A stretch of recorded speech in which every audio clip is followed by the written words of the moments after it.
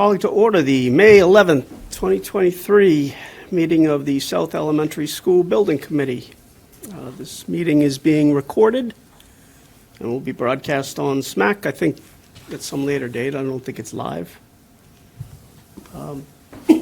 Quorum being present, I won't go through and call the roll because we have no one virtual either, but the first item of business is public participation. This is the period of the meeting where we invite people from the public to address the committee. If they have any questions or comments, it's nothing that we can take up substantively at this time, but something that we may in the future put on an agenda if it's warranted. Is there anybody present who would like to speak? Hearing no one. Item 2, acceptance of the minutes. We have two sets, April 12th and 26th. Has everyone reviewed those? I don't have them with me, but oh, no, I do.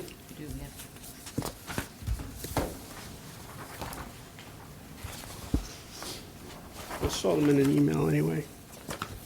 Does anybody have any questions or comments? We can do them both at once if nobody has any objection to that.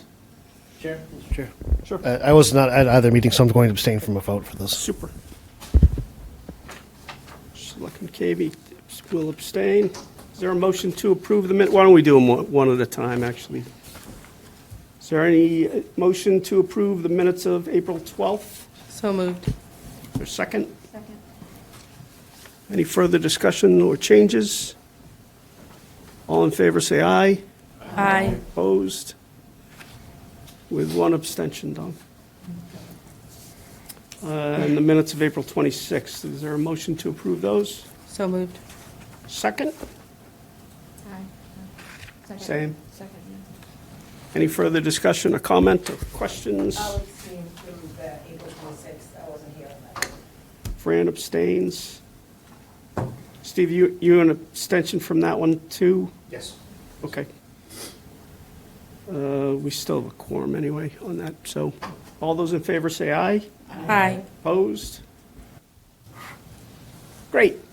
Dom, vendor invoice package. I'll just read the same as last month, but Vertex invoice CPM 11910 for the amount of $9,631.50, and DRA Architects for the month ending of April, invoice number 4 for the amount of $21,000, total $30,631.50.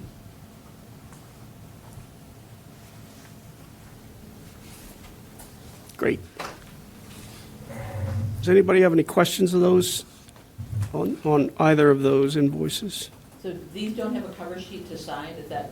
The Oh, you cover have sheets cover would, sheets. Perfect. cover Okay. sheets would move, Sure. Okay, so perfect. after the vote, the sign will go around for signatures. All right, so that was, Dom, again, $30,631.50. That's correct. Is there a motion to pay $30,631.50 for those two invoices to Vertex and DRA? So moved. Any second on that? Any questions or comments? Great, and there'll be a approval sheet going around. Any other comments? Hearing none, all in favor say aye. Aye. Opposed? That's a vote. Item 4, So item 4, 5, 6, 7 will be part of this presentation coming up on the screen here. That's an old term, I'm sorry.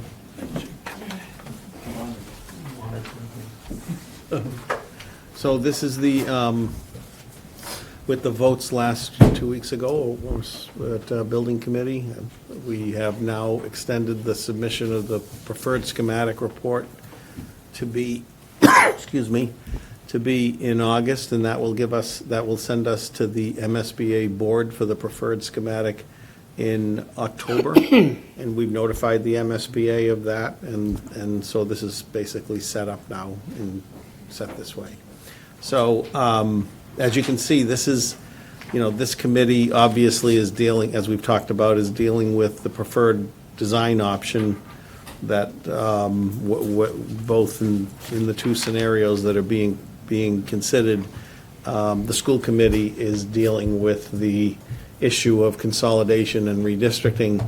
So that's the primary, I think that's going to be, given the fact that we have a procured site, a settled site, basically, in terms of the building, that's going to be obviously the key decision that needs to be made. So the next time that's going to be addressed is at the May 23rd school committee meeting. And, I'm not sure we'll be addressing exactly what we see there. We may address a number of different topics to be in front of the school committee. We will try to deal with those as well, but we're going to sort of go with what we have available and what we think is the best developed for that. And then we are again coming in front of the school committee on June 13th to address the decision as well. And that meeting, we expect that we're going to have Matt Cropper available, I believe, in person, Carl, I think, for that meeting. I think that's how I understood Courtney. And we're going to talk specifically about how the districts might look and the sort of the one, we expect to be able to come to you with one that, that for a number of reasons, appears to be optimal. So, and then, we also expect at that meeting to have some additional information on cost and tax impacts, which we won't have for the May meeting. And obviously an update on what sort of is happening at this committee, for school committee, around the option that seems to be, the preferred design option that seems to be favored by this committee. And then we haven't decided the meetings and whether they're even necessary. I think we're going to have to play that by ear. I think that's the plan for July. I think we would probably need a meeting in either July or August at some point before we finalize and the vote for the preferred option. At that time, the new superintendent will have some time to engage in the project. And we also need to address the plan for Wilkins fairly specifically under the note, the message, the letter that we received from the MSBA, which is new to how they've been dealing with sort of schools that have been vacated under projects. They've normally allowed you to take some time, and we've been able to say that we will be studying it and get back to you, but they actually want us to have a plan for this submission in August. And South plan, depending on, there is still on the option, on the table is options that would use the south building. But if it's moved over what appears to be sort of the optimal site on Park Street, that vote, we will need to, at some point, deal with what we are going to do with the south building. And so we expect to address those at that later, in the context of that later meeting. TJ? So, question on timing. So if we have to get a vote of the school committee for the filing in August, regardless of the time, do we also need a vote from them on their plan for the Wilkins? Because that's necessarily another policy issue that they would have to decide if they're going to switch it to, for example, it's all tied in, but if they're going to switch the use of that building to like pre-K, do we have to advance more than just one timeline, I guess is what one school committee timeline? Well, we don't, the vote is going to be more an internal decision in Stoughton than what the MSBA, they're not, at least they haven't told us they're going to be looking for a vote. And that probably doesn't mean, and they just want us to have a plan. Like broad plan, we don't have to actually have any sort of, I think we have to identify, the way it's framed is identify a use, a cost, and a schedule. okay. I will say this, I don't think it, although I think the idea is that it is permanent, in other words, that it's a final decision. I think if circumstances changed, we would go back to them and say, oh, by the way, we've made a change to the Wilkins. But we do need to have a plan for that submission. if circumstances TJ, changed. I think a plan could be interpreted to be a plan of attack, Yeah. too. Yeah. Which says, our intent is to consider these options, and here's how we're going to go about it.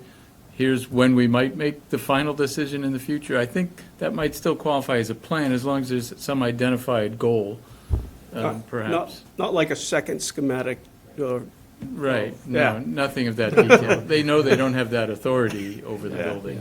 And I do think that Kyle raises a good point. I think we could be, we don't necessarily, although they are more specific in this letter than they have been about having a plan and a cost and a timeline, I think within that, we can be fairly flexible.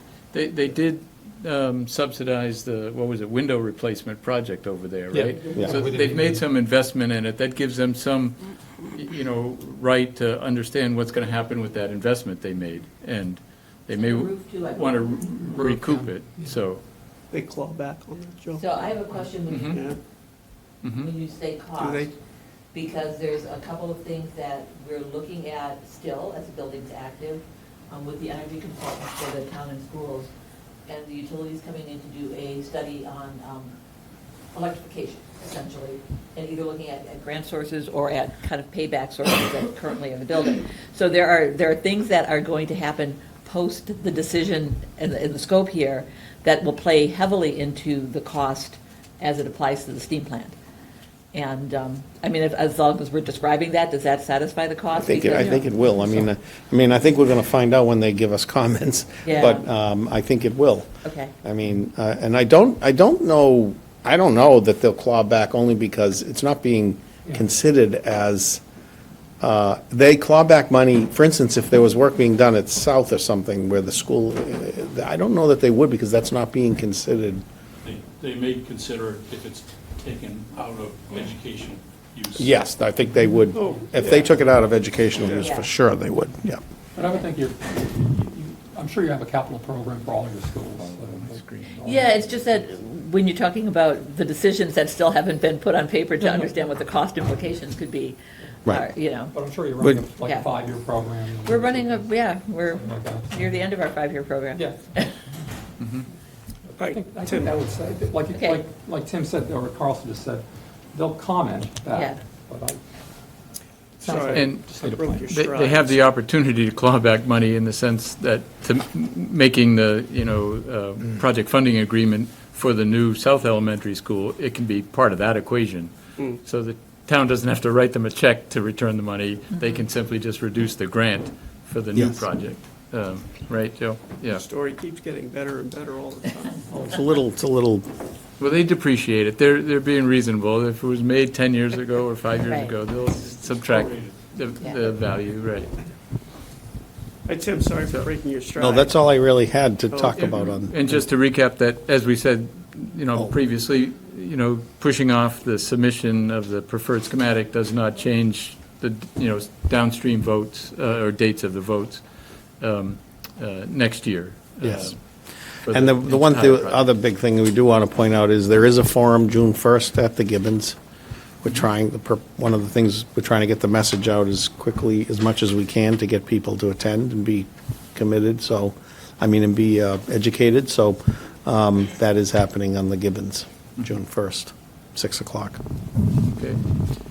So we wanted to take advantage of this opportunity tonight to start sharing some information about the consolidation study and welcome members of the school committee here too, to share what the thoughts and the considerations and issues that are being considered in going from 5 to 4.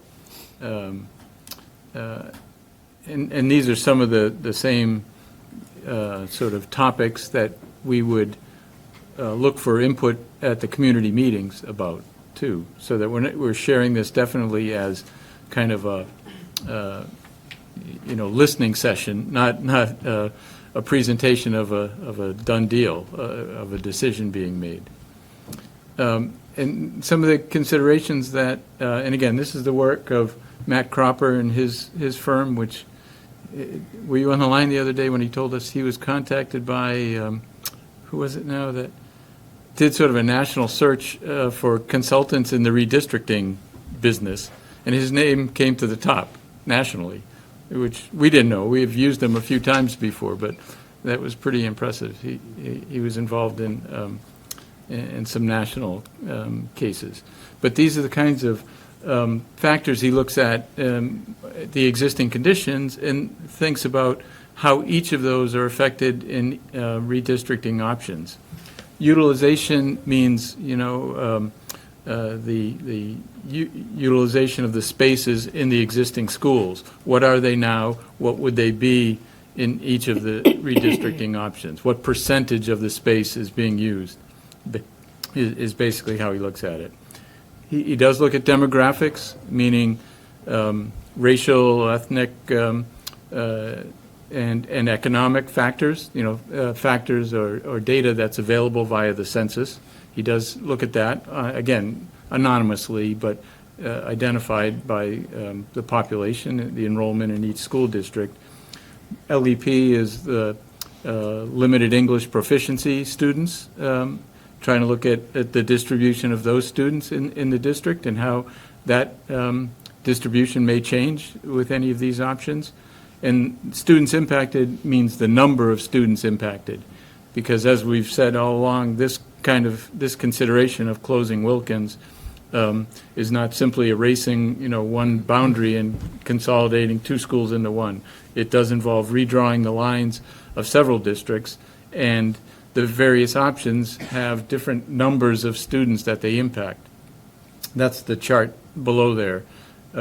We'll share with you the four preliminary options in a moment, but you can see it does vary pretty significantly from, if you wanted, from 36% up to, 41, 42%. So there is a difference as to how many students are impacted by each of the options there. So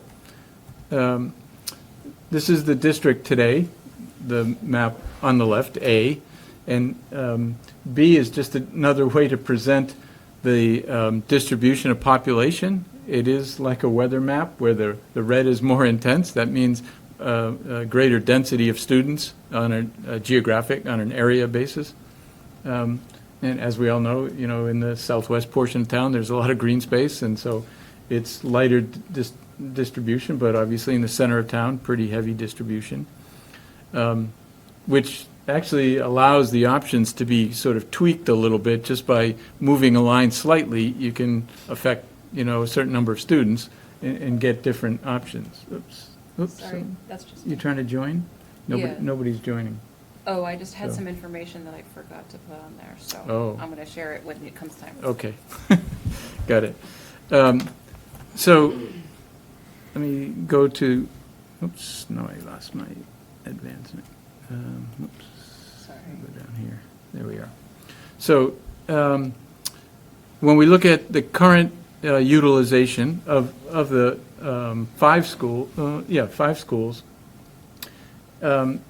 they range from 84% up to basically 100% utilization. And it's a fairly simplistic calculation, just looking at the number of classrooms, assuming they're all roughly the same size and can have the same capacity of students, and just comparing that against the number of students in the school.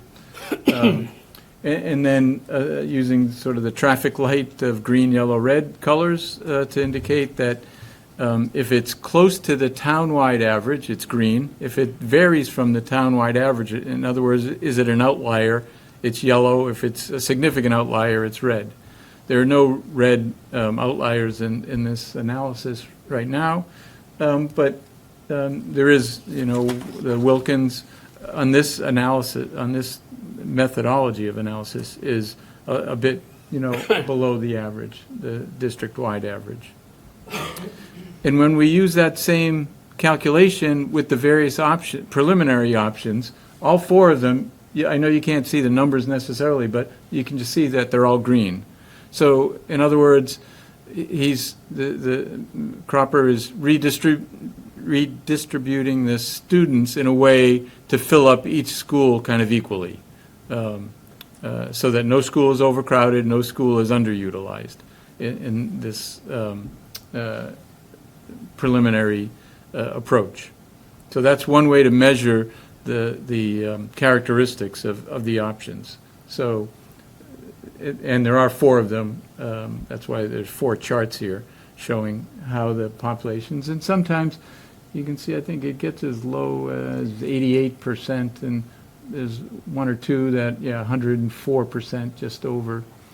And the reason for that generally is, if you were to do this on a strictly numerical basis, you might draw the lines, in a way that doesn't make sense geographically. You might be on the wrong side of a street or the wrong side of a dangerous pedestrian crossing, and so you really want to draw the line in a safe way or in a way that makes sense for some other reason. So that might throw a few more students into one school than the other, but they all still fall within the average, as he explained to us. Likewise, looking at the English proficiency, again, in the current chart on the left, Wilkins, as we know, I think we knew, has more English language learners than the average in the district.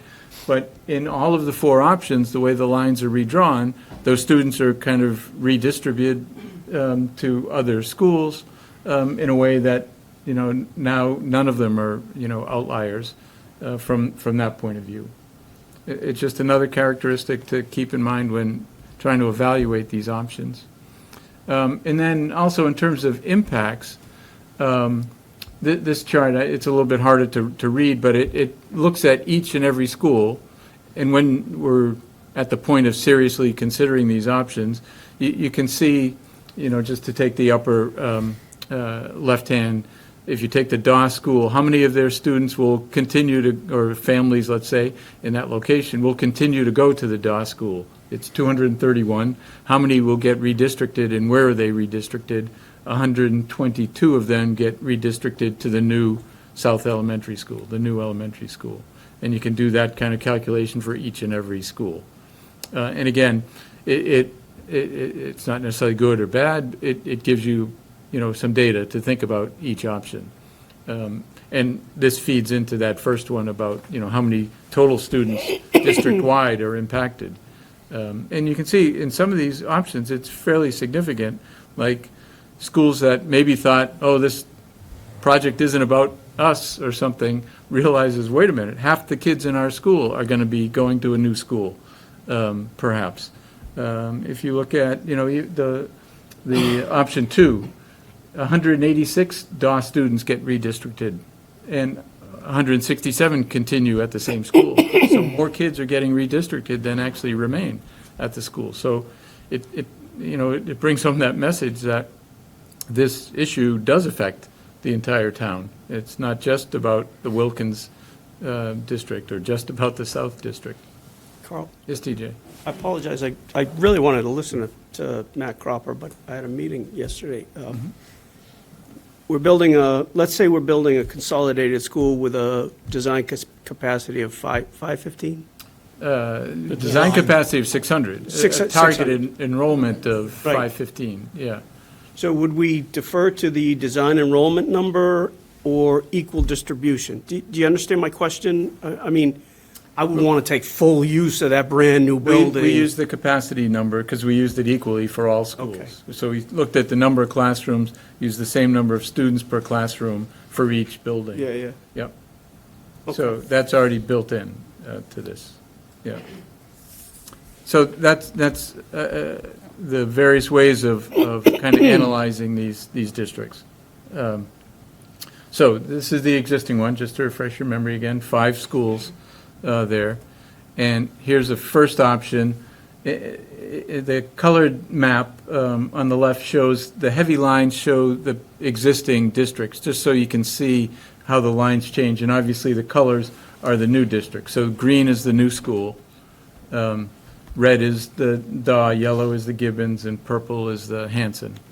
So you can kind of see where the lines are being drawn.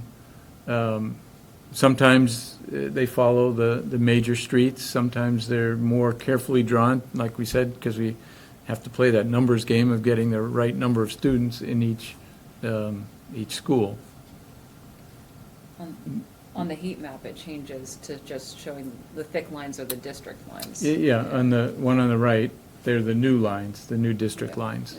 And you can see how the students are divided and so forth. So that's option one. We don't have any familiar names to call these because it gets hard to think about them. Just real quick, Carl, is it, the density of the students is based on a quarter mile?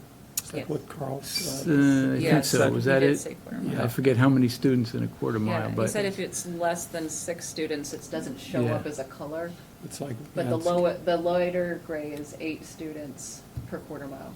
Yeah. just wanted to make sure people heard that. yeah. Here's option two. And just if I go back, yeah, you can quickly see if you just keep your eye on map A, how it changes, right? So map A, the new school green is basically the entire south portion of the town. In this one, option two, it's more the southeastern portion of the town, following Washington Street, Turnpike Street there as a dividing line. Here's the third option, goes back to the south portion of the town, but there's variation in how the center of town is divided up there. And this one, I think, if we go back to the first one, if you look just at the Wilkins district, if I use my cursor, can you see that cursor? Just look at the Wilkins district, you can see those students are divided up not quite equally in thirds, but, you know, some are going to Daw, some are going to Gibbon, some are going to Hanson. When you come to this option, well, here, very few are going to Hanson. More, if you just think of the Wilkins students, more of them are going to either Daw or Gibbons. For what that's worth, there was some feeling that maybe, you know, if Hanson is in the ranking that the school committee did a while ago in their master plan, the Hanson was ranked lower than Daw or Gibbons in terms of, you know, its longevity, or it might be the next school that needs attention. And so perhaps there's, you know, one way to think about this is that if the Wilkins students can't at least have the advantages of going to the brand new school, they could go to the Daw or Gibbons, which are slightly newer or better, quote unquote, than Hanson. Might be a way to think of that one. And there's option three again, as we said. And then option four again, where very few students are going to the Hanson out of the Wilkins district, and the new school is basically the southeast corner of town, not really taking any students from Gibbons, taking some students from Daw, expanding its catchment area that way. Cal, can you show 1 and 3 quicker? Like, in other words, without going through 2, just to see the differences? I know it's like just that. Yeah, I can always do it fast, but You always 1, 3. So what's the difference?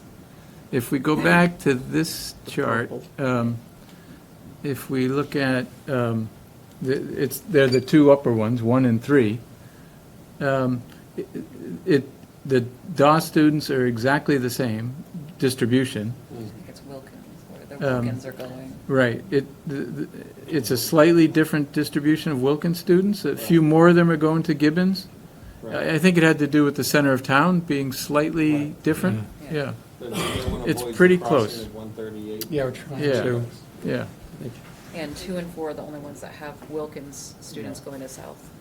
Yes, that's right. In 2 and 4, a few, and actually 37 students from the Wilkins do get to go to the new school in South. And in 4, 12 current students from Wilkins get to go to South. So those are, you know, the 4, and we definitely want to call them draft preliminary options here. But those are the way, after a little bit of give and take, that Matt Cropper's firm, you know, at first they came up with just 2 options, but then when they heard some of the feedback, they said, okay, we can react to that in different ways, and so they generated additional options to respond to different criteria, so that the town does have some choices to make. And again, just, you've seen these slides before about the issues and what are the advantages in general, not to any one option necessarily, but from going from 5 schools to 4, and various context. So, I don't know if we want to pause there for discussion. We can do that because the next, agenda item was about the evaluation criteria for the design options. So that's a kind of different ballgame. So, I had one thing I wanted to throw out to the committee, but does anybody else have any comments or questions before we move on to before Carl moves on to something else? Yeah. I just want to point out that we're not making a final decision about the redistricting right now. This doesn't have to go with the design approval. The main goal here is to determine, is it possible to redistrict in a way that makes sense if we consolidate? And the answer seems to be that not only is it possible, but that we have multiple options, and that we could potentially even explore these further, do some hybrid of, these. So I just wanted to put that out, that this is not, we're not wedded to these. This is not going to happen in anytime soon. A couple of years. Exactly. That, Katie, go ahead. No, go ahead. No, I just had a question for the numbers, for is it the families that would be impacted by the redistricting, or the single students? And is that a current, or is that future projected? These are current students. Okay. We have the Okay. addresses for. All right, so we it's don't, not projections. all right. Okay, thank you. I have a comment. I think the one interesting thing about this was, I know that TJ, you brought up concerns about specifically like 2 of these models kind of cut the southern They're in part. my notes. Yes, and I think the way that they're cut, and then looking at the way the density maps, like how that really gave me more context for where the student population kind of bubbles are, and like how it can be cut to incorporate. I think that first slide you had that talks about the different breakdown of the student populations showed like how it could be very beneficial to kind of even out all of the different schools and avoid kind of what you were suggesting and how the What I was district frightened lines could of. be. Yes. Yeah. Yep. Frightened is a good word. So, and that ties into not the frightened part, but that ties into the point that I wanted to make, is that our role as a committee is, of course, we don't make policy, we just recommend, every vote is a recommendation of one way, shape, or form. And for immediate purposes, the committee just asked, as Catherine pointed out, I think fabulously, because it was necessary. The hard decision there can take some time, and I'll just say from my perspective, if I were you, I would get as many people to buy in as possible, as, parents committee, all sorts, because, I was shuddering to think if this committee actually had to weigh in on this decision and we didn't have unanimity, we would just blow up the issue sky high and make it worse for you all. But having said that, take your time. But that leads to the ultimate point I had, is that when the decision that the school committee has to make on the whether or not part of it, which is, consolidation or not consolidation, I had talked at the last meeting, I think, is we could make a recommendation to them, and I wanted to know from this committee whether you'd be interested in doing that. And I offer that because I think we owe it to the school committee to, A, stand behind our work, and B, also offer them support in the decisions that they're going to make, because we're giving them the information to make it with. So, and we don't have to make a recommendation now, of course, but when we do, if,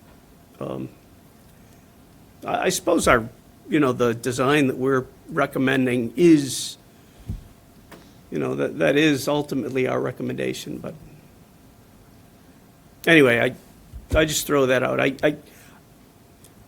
The real point is, I want to make sure that we support the school committee times 10, because, we could leave them out on a limb, and they're the ones going to be taking the heat for these tough decisions, so whatever we can do. Anyway, anybody else on this topic? Please, Katie. I might have missed it, but I saw on the tables that you had broken down the percentage of the LEP students in each projection. Did you also have that for SES, socioeconomic status, with the redistricting options, like how that would play out? Because I think that would be another really important factor when you're looking at how the different options divide the town. We had the free and reduced meals. Was that up there? Yeah. Okay. It wasn't up here. Okay. That's something I forgot to put on the. No, that's perfectly fine. That's just I might have missed it, but I do think that when it comes time to dig into this a little bit deeper, that it's not only the LEP population, but it's also going to be how the SES, kind of how that's divided out between the districts. Yeah, I'm sorry we didn't share that, Kate. The option 2 and 4 comes out all green, meaning those students are redistributed kind of equally or relatively equally. Option 1 and 3 still has, the Gibbons would end up with slightly more, slightly more free and reduced lunch students than the other 3 schools. But all 4 options do improve the Yeah. balancing of that. Minimize from what it is the discrepancy or whatever, yeah. But we can include that next time. I just wanted to ask, so in the ed plan, I noticed that as presented to the school committee, there's a list of the buildings that are up for renovation and when they're up for renovation and the timeline.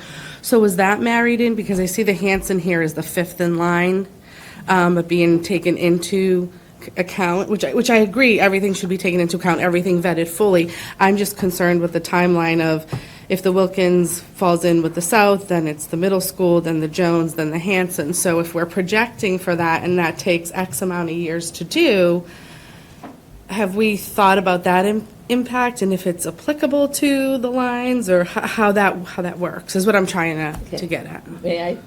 Thank you. I think that right off the top, just by virtue of it, including the Wilkins in this project, Yeah. we've kind of moved the Jones into a different place, and that's part of the discussion that's going to happen with what we have to, come up with for the use costs and schedule in terms of what our plans are for the Wilkins. The Jones kind of plays into that. Yeah. Agreed. This was done with each building standing on its own, based on its current use. So when that table that you just read was developed, Yep. and I think it's pretty fair to say that Jones will be out of that equation. Okay. I just want to make sure that the public understands that as they look at this ed plan as the document to go to, and sees that, because it's a cascading event, event for all of those things. So if one doesn't fall into place, then the decisions may be slightly different, is where I'm And I think going with worth that. addressing that in the narrative that we have to develop going forward. Okay. And then my second question is this information available to us ahead of time? Because some of us are not in the working groups on the day-to-day, so we'd love to see them ahead of these meetings so that we are prepared and not hearing it for the first, this is the first time. So it would be helpful if that was available. Yeah, most of this gets refined right, during the working group or after the working group and is available. It will be literally the day before the meeting. And that's fine. I think I just want to make sure there's a location to capture it, to get it, and to go and look if available. Thank you.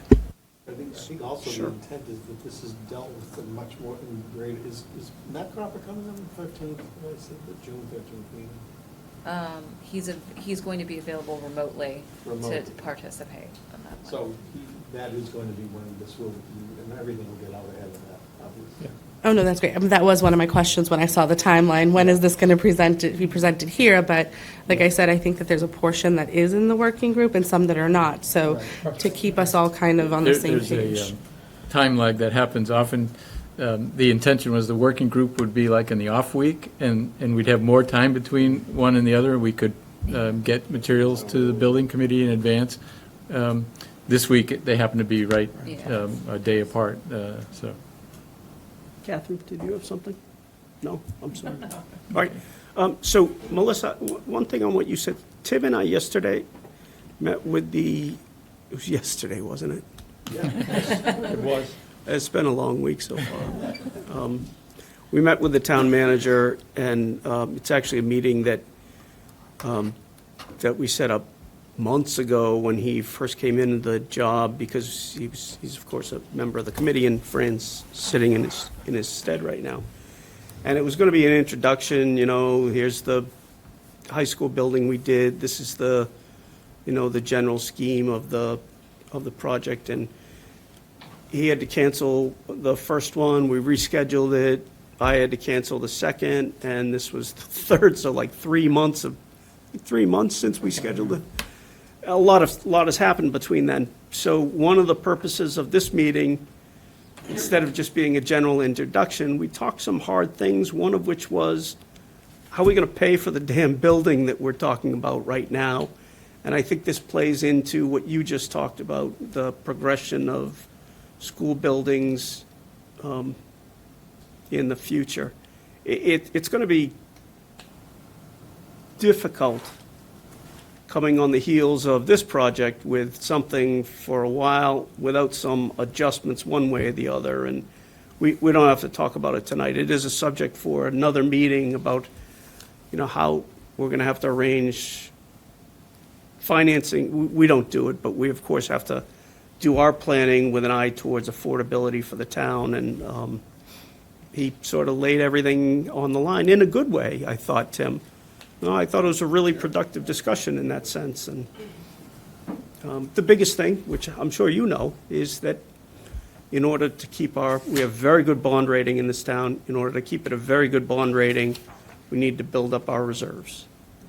And unless that happens first, that makes this project a little easier or maybe not even possible, depending on the cost of our money borrowing. Not to get into the whole thing, but that plays into the progression of building down the road, certainly also, just to flag that while it was on my mind. I appreciate that. I think that's something that obviously marrying the school needs, the town needs, Yeah. as they move along is something that's always in kind of the back of my mind, and where the kind of hierarchy of needs are. So just keeping that and being at the forefront of that is helpful. And it's helpful that you've had that conversation and that it's being balanced. I think it's going to be an ongoing conversation, too. Great. So. TJ, it does tie into this, the notion of saying, if you know that you have future projects, even though it's a bigger hit initially, as we pointed out, the sort of cost per student of doing a consolidated school is lower. It does, it is a bigger hit initially, but in the long run, it might be seen as value. In essence, doing two projects at once, as opposed to one now and one 10 years from now. To that end, I don't know how we could afford to do a one-to-one replacement starting with the south. So that's just Okay. offhand, but please, Joe. Also offer, going into this, with my original participation on the Facility Master Plan Committee when Joel had this job, is that we looked at the prospect of the way these buildings were built and the surges that happened in the town in terms of financing, where we had clusters of buildings all built within the 1950s, and then another cluster right at the 69, 72 era, that it was tough to follow that. We had to find a way to kind of even out the curve, if you will, so that we weren't setting it up for the future that you're going to have, again, a bunch of buildings expire, at the same time. And I think by really, it's the consolidation of buildings that helps us do that. So that was part of the plan with the committee in many, many years prior to look at how to. We didn't have this discussion because this, of course, isn't our, but that portion of the discussion also sort of morphed into a side discussion about, how do we make money to build our reserves and Right. things like that. And that might be something that falls at least partially in your lap for recommendations one way or the other. If, something comes out of the school inventory, Right. then, it's not ours to say, of course, but. A couple of years ago, when I just started the select board, Mr. Recupero actually he came to the select board and did a presentation on the high school. And I remember asking a couple of questions, and I might get the math a little bit wrong here, but I did ask, what the useful life of this building was, what the generally is, and I remember 50 years, right? So, okay, so how many schools do we have? And I kind of did the math, and you find that pretty much, and also asked how long it took from beginning to end for the high school project. And when you do the math, you find like pretty much the second you end one project, you have to start the next. And we unfortunately ran into, and I also asked what the youngest school was besides the high school, and if I'm not mistaken, it was the Gibbons. Yeah. And that's more than 50 years old right now. So all of our buildings have exceeded their useful life. The 1950s and 60s, it sounds like there was a really wonderful boom in construction for schools. I don't know the history well enough to know why, but now we're kind of faced with this issue where we really have to dig in and start replacing these buildings. When it happened, we were dealing with a lot of budget deficits that, I thought I was just going to quit that day. I was like, this can't be done. But we figured out how to get through on a day-to-day basis, how to get through it. To the extent that it's helpful. There's pretty strong evidence, and I'd love to dig in deeper.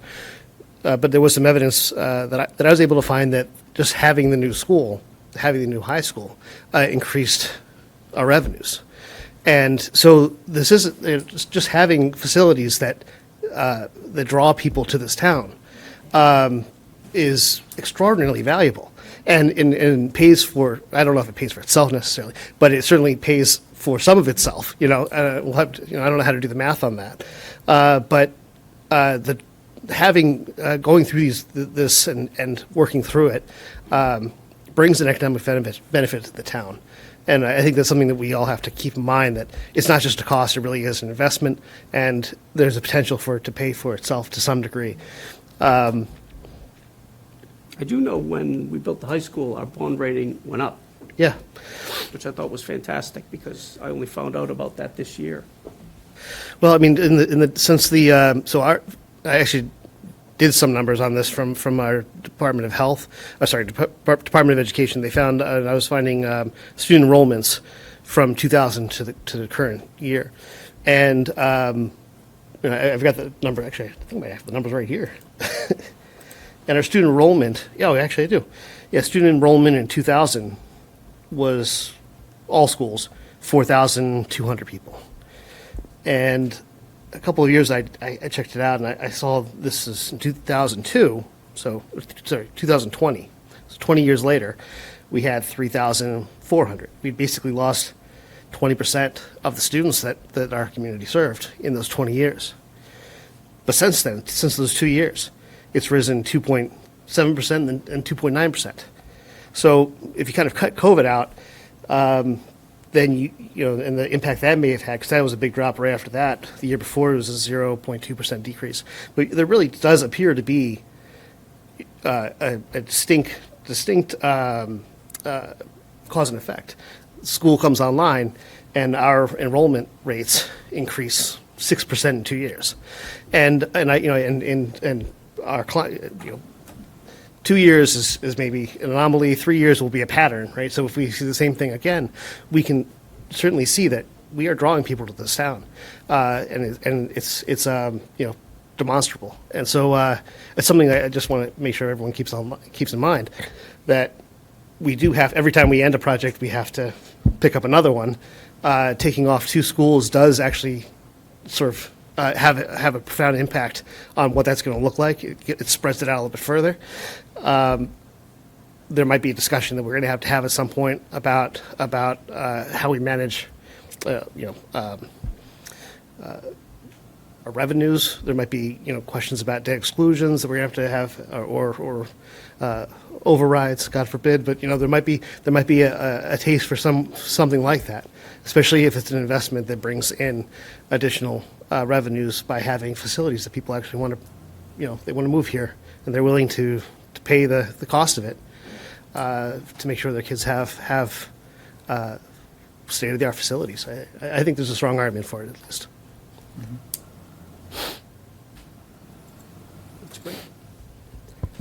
Does anybody have anything else on this sort of wide-ranging and freestyling topic? Well, since you asked, the last thing to add to this conversation about buildings is that what people don't realize is the cost to operate a building, past its useful life, is exorbitant. And, we're paying that every year in our budget, and sometimes if the budget can increase, it's in a loss to services within our budget because there's only X amount of money. The ability to replace the buildings and create energy efficient, streamline new buildings is also a cost savings to the town that it's hard to put a number on. So you mentioned earlier you just put a new roof on the Wilkins. Not just, but a few years ago. Anybody approach you about solar panels on there? Yes.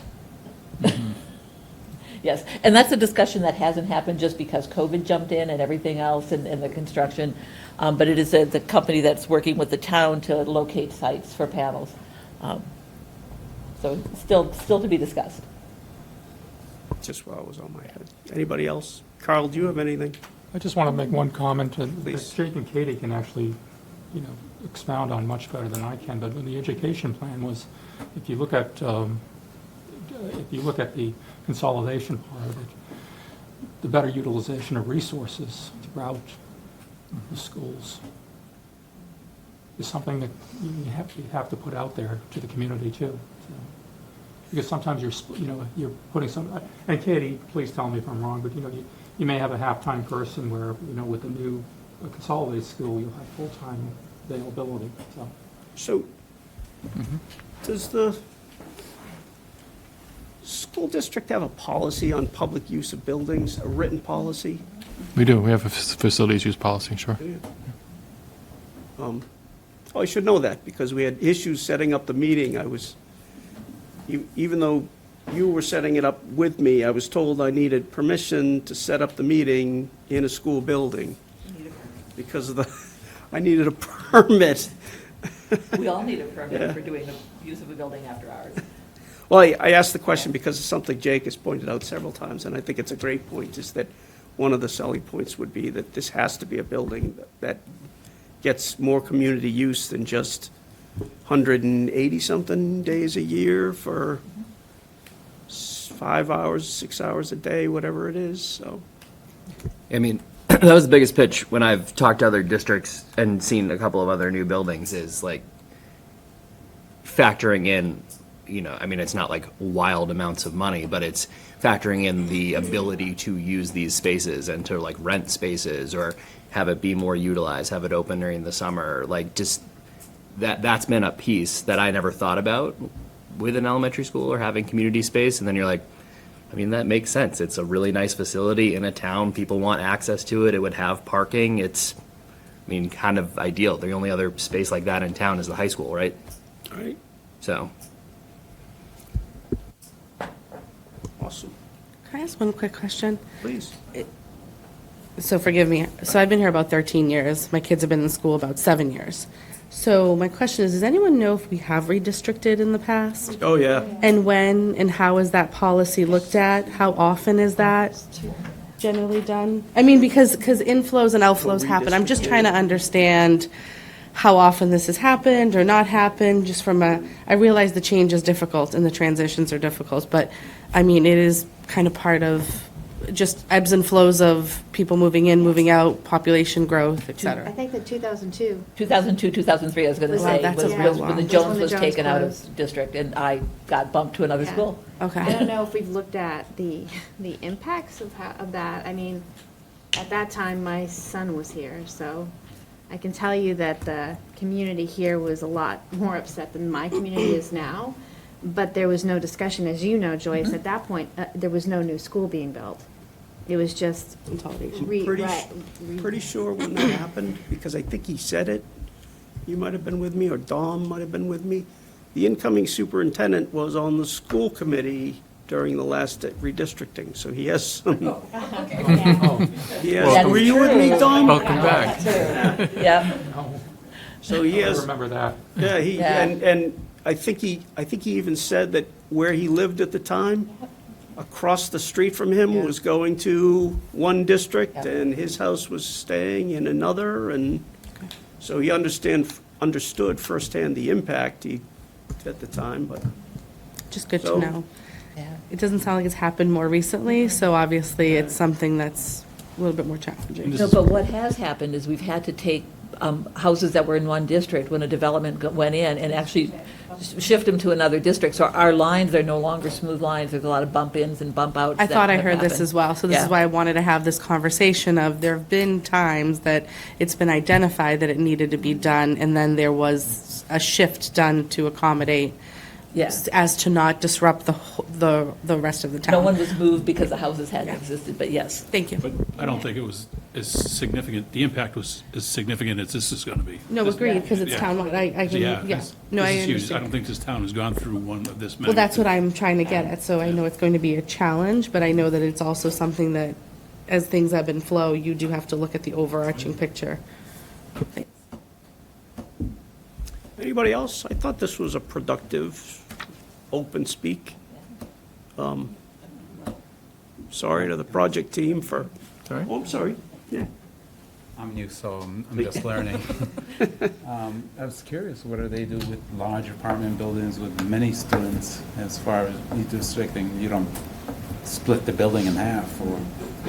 We do not split the building in half, but those are the exact types of developments that have been coming on lately, where you had to redraw a line around it and say, you know, you might be physically in the Daw district, but you're going to, you know, the Wilkins. It's not that, that's not a scenario that's happened, but we've had that, and we see that coming still. And that, I think, makes it, for people who sit here, it's a tough discussion to have, and the school committee has to have, that redistricting was probably going to be inevitable at some point down the line anyway, because of the bubbles and where they've popped up in terms of housing. New apartment complex going right in the South District right now, or being permitted for it, so 40 units, I think.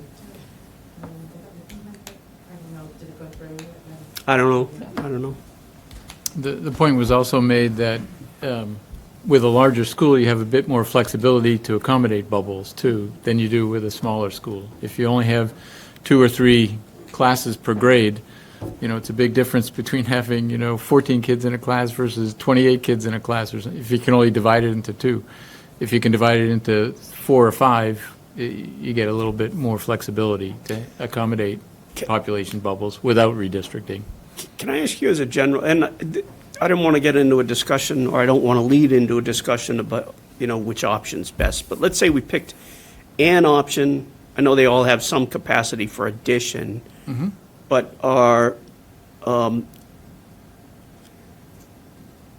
this is too broad a question, perhaps.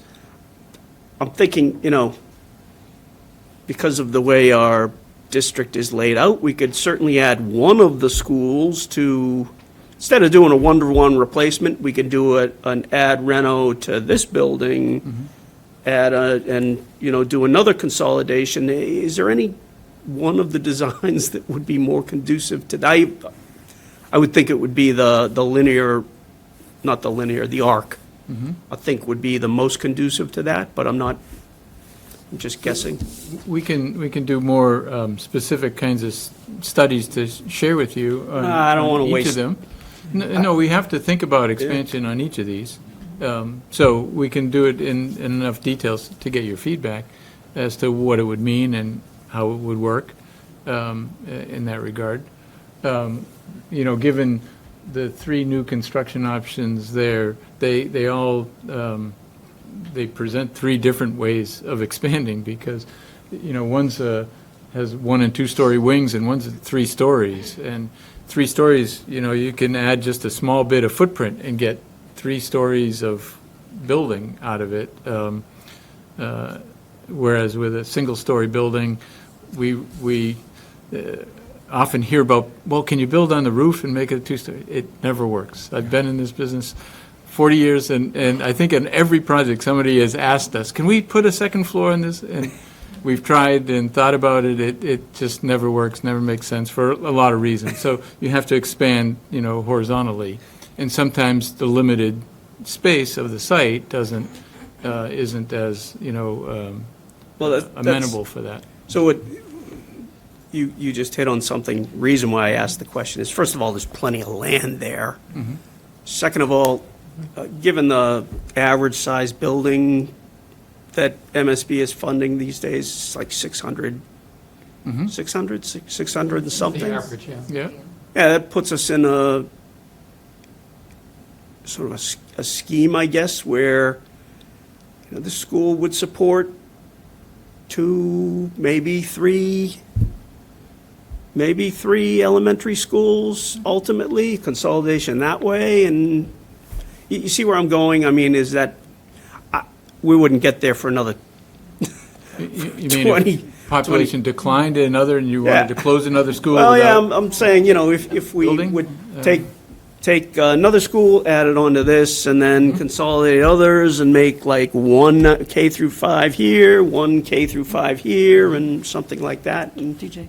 Yeah. The facilities master plan also takes that into account for the current buildings that will be needed to be replaced or added, renovated. So the Gibbons and the Daw, for example, both have plenty of room, would be very easy to add on in that case. And when they come up for addition, renovation, replacement, hopefully not for a while, but they No, will I- eventually, yeah. that's already been taken into consideration for those buildings too. About But we should 20 still years consider it ahead. for this in case something happens and suddenly we have high rises all through town, but. Real expansion, not what they did at the Gibbons with trailers, right? No, real expansion. Yeah. the middle school. Middle school, yeah. Yeah. Middle school, no. Middle school, yes. All right, I don't want to waste any more time of the project team, but That's all right. This has Sorry. been useful discussion. We did just want to touch on the evaluation criteria. We got a lot of feedback from everyone. We appreciate that. And we have consolidated, I don't want to get into the details of each one. Whoops, I thought we had that. Oh, you have it. It's so I'm sorry. small. And I tried printing a large format thing today, but it didn't work. Our printer was misbehaving. But we did get a lot of feedback. We got Thank you. a lot of consistent feedback, which was really great to see too. There wasn't a lot of disparity between the responses. So we've taken a crack at color coding these, and I'll try to print it really large and so we can have a copy here that people can just, look at, without looking at it on the screen. But when we will print it as a high resolution PDF so you can kind of zoom in and look at people's responses. We do want to make sure that we're color coding it properly, because I can take a crack at this, but it'd be nice to see, get people's feedback and make sure that there's no questions about the way that we're rating it in terms of red being a negative, green being a positive, and yellow being, there's a little bit of good and a little bit of bad about this, the concept, so. Right, so, yeah, if people feel that, something should be yellow, meaning it's not advantageous. It really, Right. It's kind of like, what's Prairie Home Companion, where everyone's above average? Yeah. When everything's green, everyone's above average. Right. So you can see that the top is the base repairs. The second one, the second row is our add reno option. We grade out the 515 because we've agreed, the committee has agreed that the 515 add reno is not advantageous. And then we have the 3 new construction options, and then the 4th one, which was the compact, is also grayed out right now.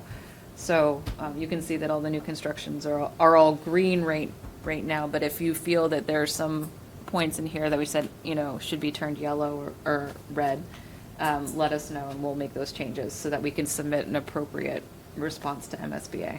Yeah, we just want to confirm, right, what Courtney was just saying, that originally, we had this sort of spectrum of options, but you can see AR2, which is the larger addition renovation, and new construction number 4 on the athletic fields behind the school, we've sort of grayed out saying those don't merit additional study. Do we have consensus on that? I just want to make sure before we keep going. I thought, I wasn't at the last meeting, I had a conflict, but I think you talked about it then and confirmed that, so that's how we'll move forward then, so that we're really focused on these, and the 3 new construction options still have the 2 variables sizes.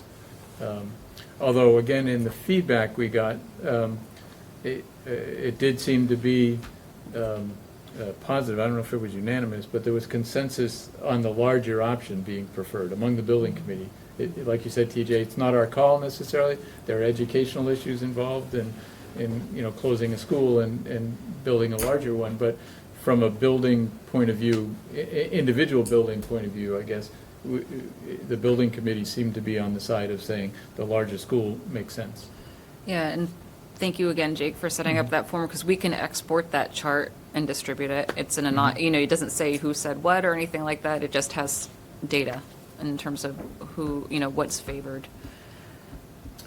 There's one new topic. We don't want to take too much time, but we did discuss it at the working group, so we thought we'd share it with the building committee as well. All of these school building authority projects are required to be quote-unquote green buildings. But they also have the incentive that if you take it a step above just being kind of certified as a green building, you can get 2 additional reimbursement points, which translates into significant money. If this is, let's just say, in round figures, $100 million, 2 percentage point is $2 million. And it generally doesn't cost us, quote, $2 million additional dollars to get those points. Virtually every project we have has achieved that, and many, like Stoughton High School, has actually gone beyond. You don't get additional reimbursement points, but instead of just being LEED Silver, it was LEED Gold in the end, because we always kind of build in a cushion just to make sure, because there's a third party evaluating these points. It's not exactly cut and dried that we can tell you, on the day that we start construction, we're guaranteed a certain number of points. There's always a little bit of variability there. We never got our plaque. Yeah. There are 2 different organizations that can certify these projects. We had a discussion with the working group. I think the consensus is we'd like to go with the LEED organization. That's an acronym for Leadership in Energy and Environmental Design. Is that right? Yeah, I should know. I'm certified. We just say LEED so often now. And I think the public actually recognizes LEED more now than we realize, too, which is a good thing. The other is New England, NE, Collaborative for High Performance Schools. It started out as California High Performance Schools, and then they branched into New England. And it has kind of similar but different way of going about it. But just for a variety of reasons, we think the LEED process is the one that we should follow. And it does require, one of the steps is to start early, to start right now in the feasibility study, to think about it, to have kind of district-wide consensus on it. They recognize it shouldn't just be like the design team pushing this green sustainability stuff. It should be something that the community buys into. So, I have a question about this. yes. I don't know much about this exactly, but I know that there's a type. Keep on. You're too good to me. Thanks.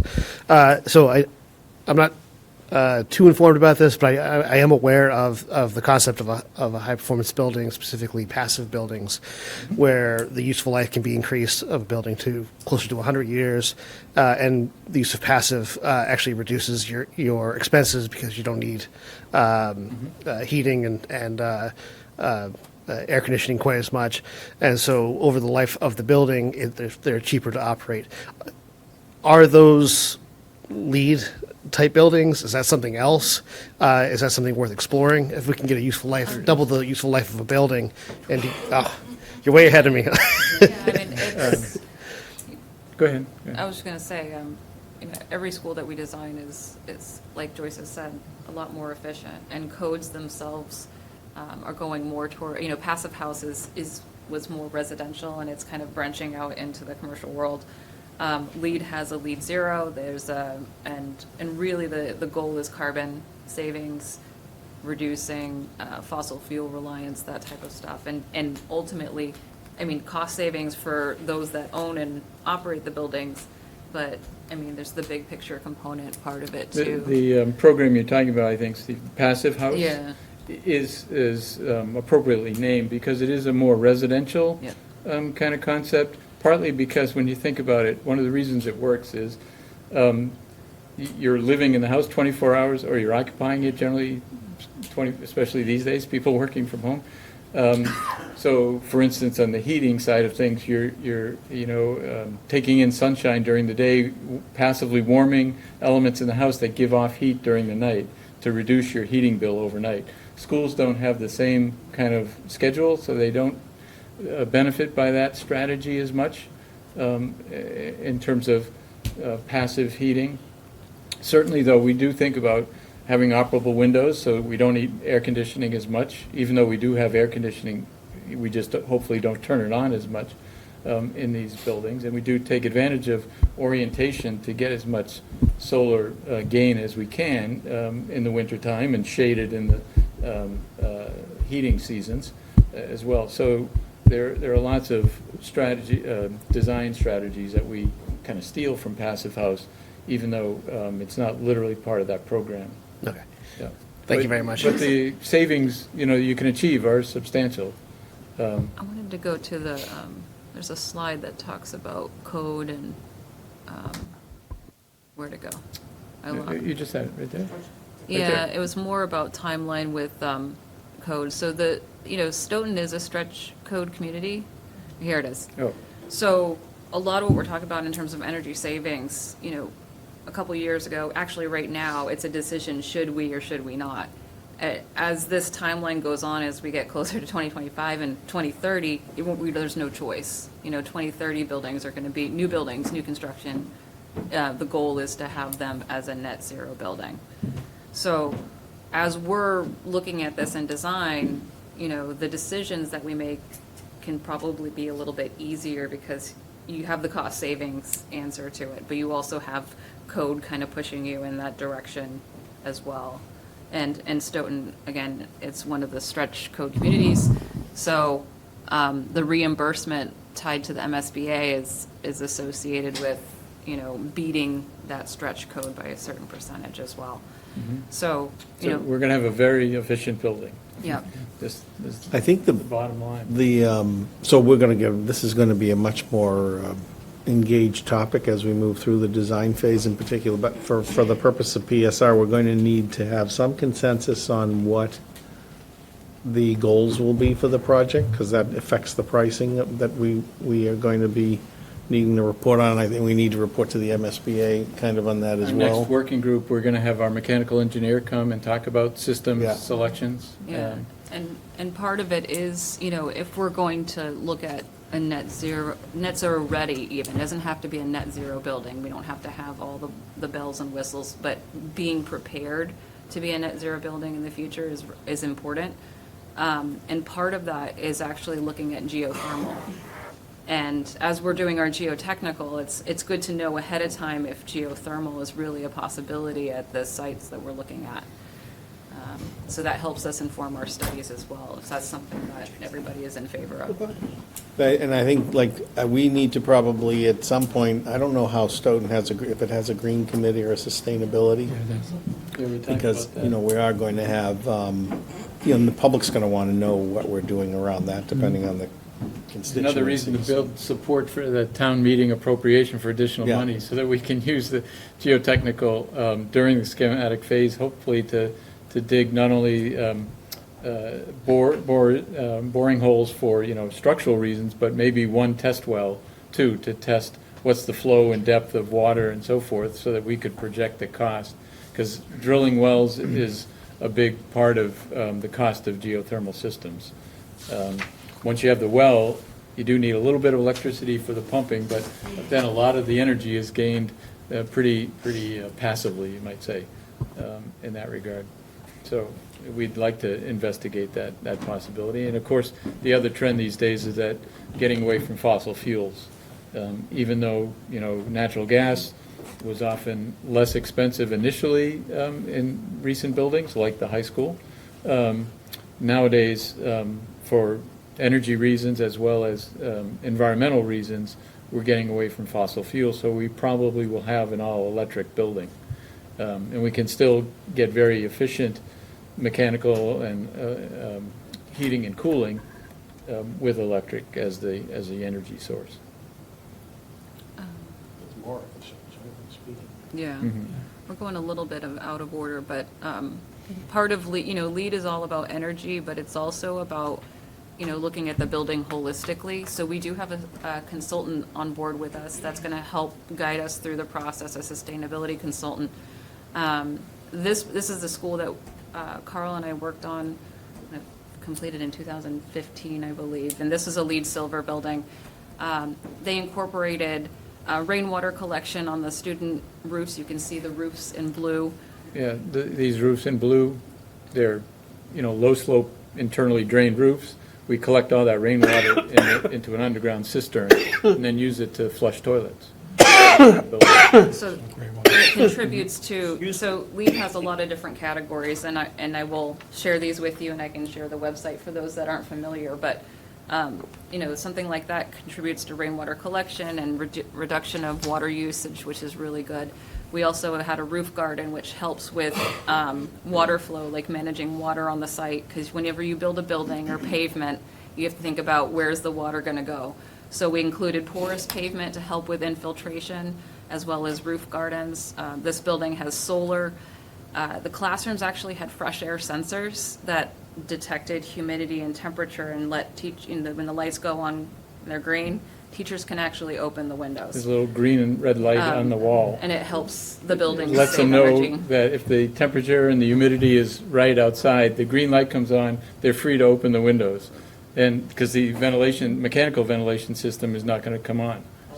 Right. So, And there was also rainwater collected off of the cafeteria roof, and you can see that little path on the porous pavement. The Right. water went down into a rain garden here. underneath the play area, and then kids could actually pump the water from a cistern and into the student gardens, which is a nice little thing. It's a teaching component of that, too. the water was underground, but we painted on the pavement, the root of the water, so the kids could see the roof, the downspout, the water, and the pump at the other end going into their plants, so they understand where water comes from and where food comes from. So LEED's kind of holistic. It looks at that, but it also looks at materials in the building, indoor air quality, and how, a lot of materials, we don't think about it, but there's a lot of building materials that go in these days that actually off-gas for 5 to 10 years. You don't realize it. You smell it at the beginning, but The new car smell. yeah, it's a new car smell, but they actually release volatile organic chemicals, VOCs, for years after they're installed. So we want to make sure that whatever we're putting in these schools for kids, they're sitting on the floors, they're playing with, they touch all these surfaces, they're close to them. So we want to make sure that everything goes in is, no VOCs, and we like to look at carbon offsets too, and cradle-to-cradle materials, which means that things can go full cycle. They can be recycled and reused again, when the building is at the end of its useful life. So those are all concepts that get incorporated into this, as well as the energy concept that people are familiar with as well. The whole issue about wellness, too, is not just directly health, it's also positive environments for learning for both the students and the teachers. Right. There's less absenteeism, kids do better on tests, there's a lot of positive associations with having a, good indoor air quality. It's light. not just about saving energy. Mhm. We Okay. can probably skim through the rest. Yeah. Yep. So, Can I grab that? The mic. Oh, So we've run through the agendas all the way down to 7, actually. I was going to ask where we were. Okay. I know this has been very good conversation about this. And the kinda whole tough. idea tonight was to have, education and discussion. And as Melissa pointed out, we'll give you information a little bit more ahead of time. We talked about it, but we didn't have everything ready to go out, so. Just quickly, Tim brought up the outreach of June 8 Community Forum.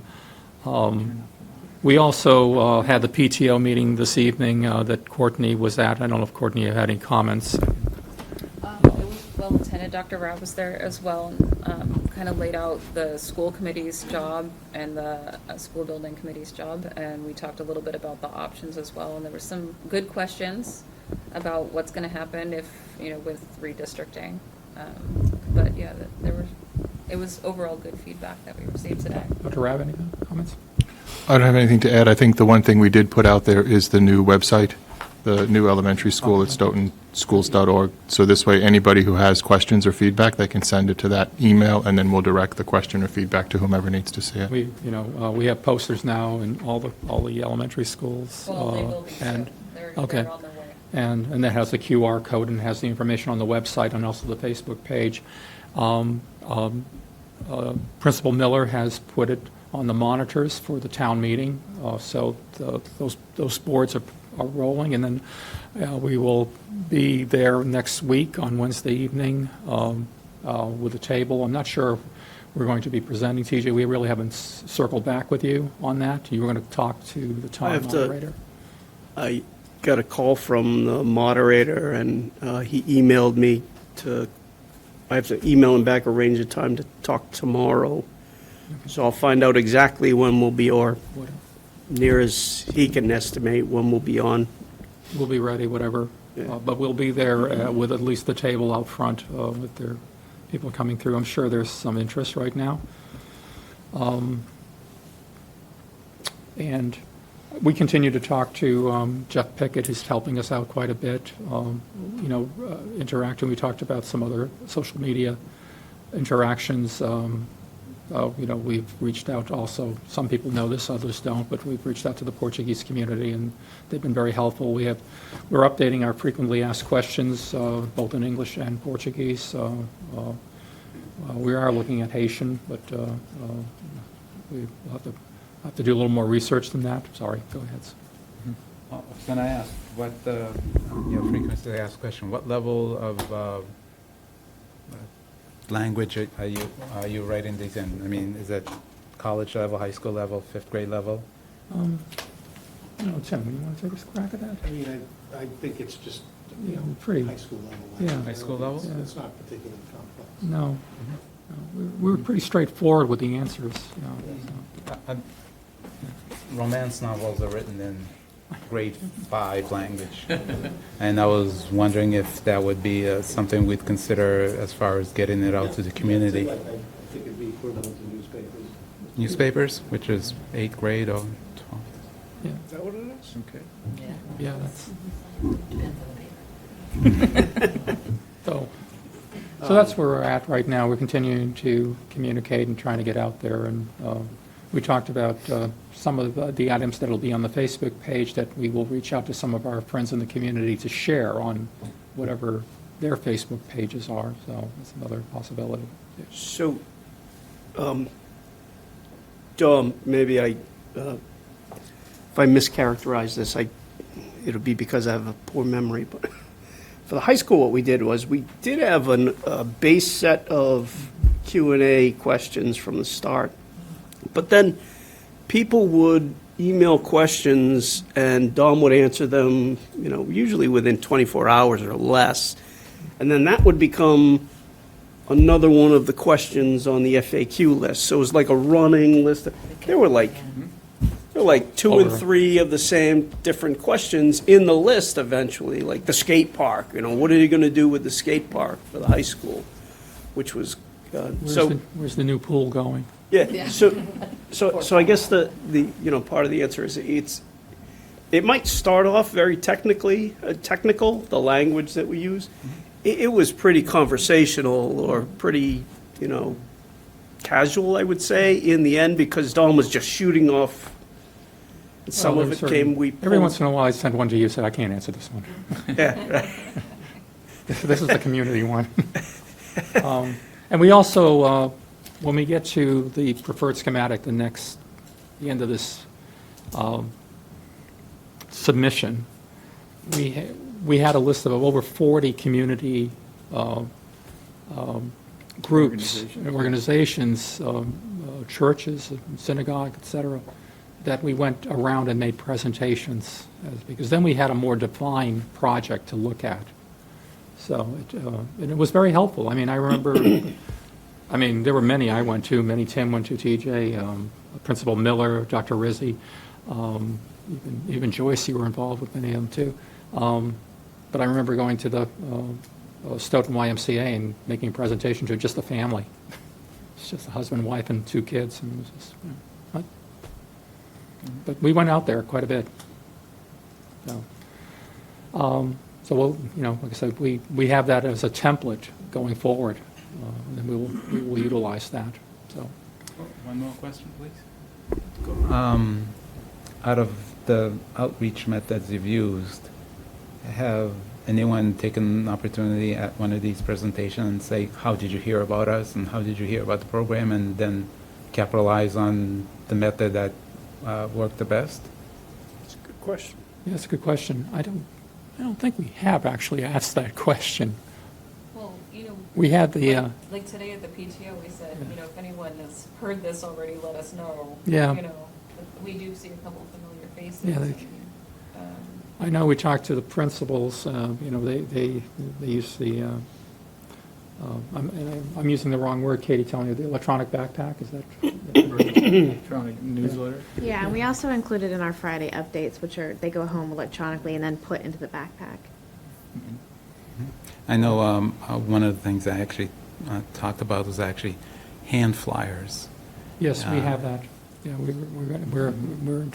we have them. We actually dropped off some at the town hall, and I can print those, too. yeah, we also dropped them off. We didn't drop them off to the library yet, right? Because we haven't really pinned them I have down. flyers at the YMCA. The library only did the one. Right, one board, yeah. We can bring some to the town meeting table. Yes. Yeah, I Yeah. was thinking more just Yeah, well, no, we'll have plenty of those there. boots on the ground, hand them out to people waiting for their kids at the Gibbons or the middle Well, school we or the actually, high school. we actually talked about that at, when the kids are picked up. That would be our next, probably. I'll volunteer to help. Okay. Is there any thought about us just having a set to send home to all our students before the end of the school year? We have remember. talked about it, and TJ and I actually talked about it briefly because of I don't know the cost the associated. printing costs. We'll have to discuss that and how we want to do. Right now, a lot of it's electronic, but then we have handouts that we'll have at like PTOs, town meeting, et cetera, on the counters. I know that when the high school was being built, part of the school committee's task, especially as we got towards the votes that needed to be taken, and was to do that handout at the Little League games and at the, train station and to parents that were picking up. And that was when you got into the division of what the school could do and what the school committee could do and all. But yeah, there's a lot of opportunity for that coming up. But thank you, yeah. We will, at any time, like I said, we're all available. You can reach us anytime. I'll just jump, Tim, this was just something as a whole, the project budget template. I know you were going to work on that. That was an example, but you could just do it like I don't Yeah. need an example. Yeah, we don't. It'll be real, yeah. And the draft of the real one when we get the estimate. Yeah, so we'll have an update on that, and that will tie into financial costs for the town. That brings us to new business. I think we discussed all new business. It's quite a lot tonight. I have one other question, Carl. Has MSBA upgraded its security standards for schools? Since the high school, they came out, with a, I don't know, recommendation, is the right word, guidelines, back then, I think that are still more or less in effect. They require that every project go through a process. They don't prescribe solutions. They don't, require metal detectors or bulletproof glass or, anything specific, but they require that districts go through a certain process and involve the appropriate parties, like first responders and so forth, in developing security guidelines and protocols for the projects.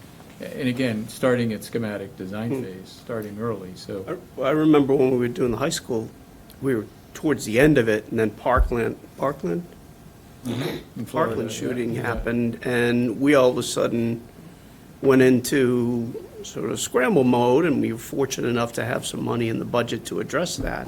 But, and I'm wondering, that's a growing trend, unfortunately, so I was just curious whether they would have made that more. Well, I think they're careful too, that, because they control the budgets, they, aren't going to require something, because then they'd have to probably up the budget allowances too, if it's a physical sort of thing. But remember, the important thing too, that we always say, these are schools. These are meant to be welcoming environments that people want to be in and learn in, and we need to balance that against the, physical design of trying to keep people out.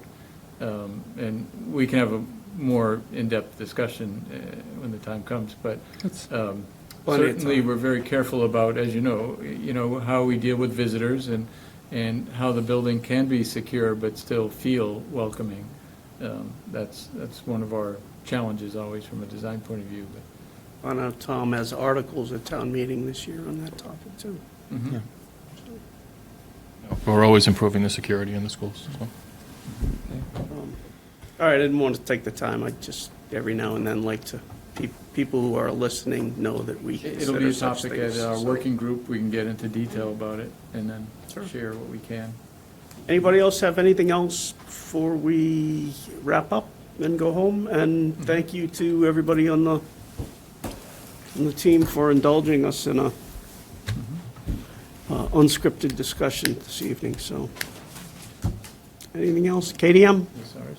We leave it here. say something. Oh, Yeah, well played. Second. All in favor, say aye. Aye. Opposed? Great, thank you all. Thank you, Katie.